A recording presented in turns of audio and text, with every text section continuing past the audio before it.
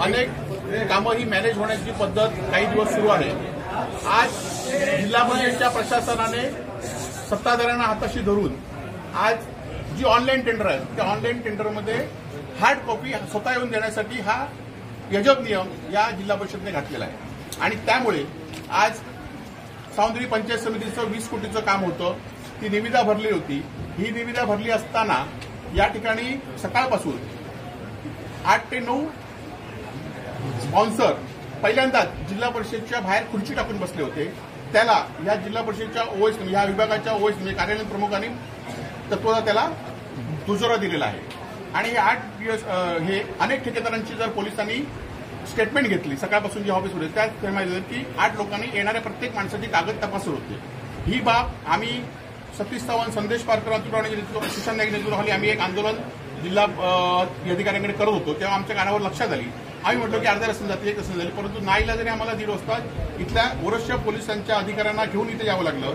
तेव्हा इथल्या यादी आलेल्या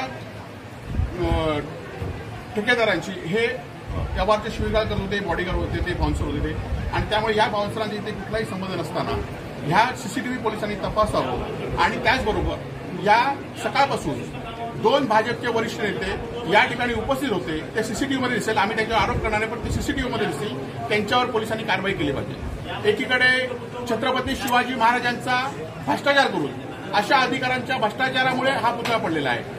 काल एका आरोग्याच्या अधिकाऱ्यांवर ह्या अधिकाऱ्यांवर कारवाई सोडून आरोग्याच्या एका महिला कर्मचाऱ्यांवर कशा पद्धतीने बोलला आपण सगळ्यांनी बघितलं। आणि त्यामुळेच या सगळ्या कामामध्ये जिल्हा प्रशासनाच्या बांधकाम सगळ्या कामामध्ये टेंडर मॅनेज पद्धत होते।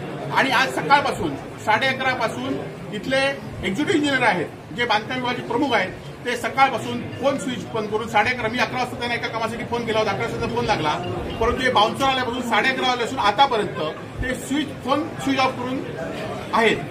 आणि त्यामुळे ह्याला पुष्टी येते। त्यामुळे या कामाच्या 8 ठेकेदार माहिती घेतली, त्यांच्याकडनं 8 ठेकेदारांनी हे अर्ज भरलेले आहेत, त्यांना कार्यालयाला मुदतवाढ द्यावी अर्जासाठी 8 दिवसाची आणि अशी पद्धत येणाऱ्या या बाउन्सरवर या अधिकाऱ्यांवर कारवाई करावी अशी आमची मागणी आहे।